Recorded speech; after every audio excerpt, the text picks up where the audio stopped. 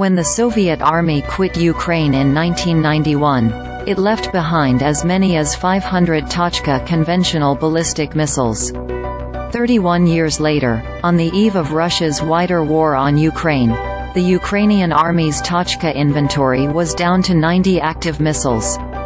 Which makes sense. The 2-ton, 70-mile range rocket with its 1,000-pound warhead and inertial guidance has a single-stage solid fuel engine. Solid rocket fuels don't last forever. Over the next year of hard fighting, the Ukrainians fired off pretty much all of their remaining active Tochkas. By the summer of 2023, it was rare to see any evidence of a Tochka launch by the Ukrainian Army's sole unit equipped with the rocket, the 19th Missile Brigade. 6 months later, the Tochkas are back.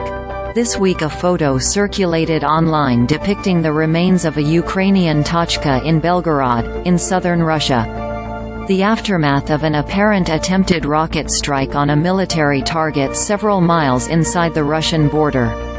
Another Tochka strike, targeting Russian forces in occupied Donetsk, reportedly took place 2 days earlier. That the Ukrainians are firing Tochkas again also should come as no surprise. Ukraine long has possessed one of the biggest rocket industries in Europe. The sprawling Yuzhmash, a.k.a. Pivdenmash, complex in Dnipro, in southern Ukraine, produces a wide array of rockets and rocket parts for space launches and military use. Russian firm KBM was the lead manufacturer of Tochkas during the type's main production run between the 1970s and 1990s. But Yuzhmash had no problem building its own Tochka parts following the collapse of the Soviet Union. It's not for no reason the Ukrainian government tapped Yuzhmash to build a modernized version of the Tochka called the HRIM-2. Likewise, it's not for no reason Russian forces repeatedly have targeted Yuzhmash. The Kremlin claimed one April strike destroyed a Tochka workshop in Dnipro. It's apparent the Yuzhmash complex remains active, however.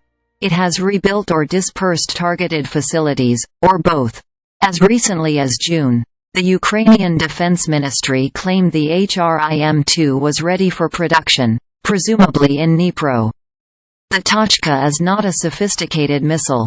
If Yuzhmash can produce heavy engines for high-stakes space launches, there's no reason it can't recondition, or even build from scratch, the much smaller, simpler Tochka.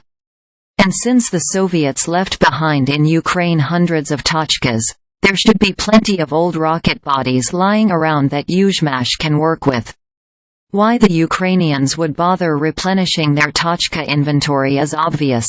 Despite the steady expansion of Ukraine's deep strike capability, with French and British-made air-launched cruise missiles, ground-launched M39 rockets from the United States and locally produced munitions including Neptune cruise missiles and S-200 surface strike ballistic missiles, the demand for deep strike easily outstrips the supply of these weapons.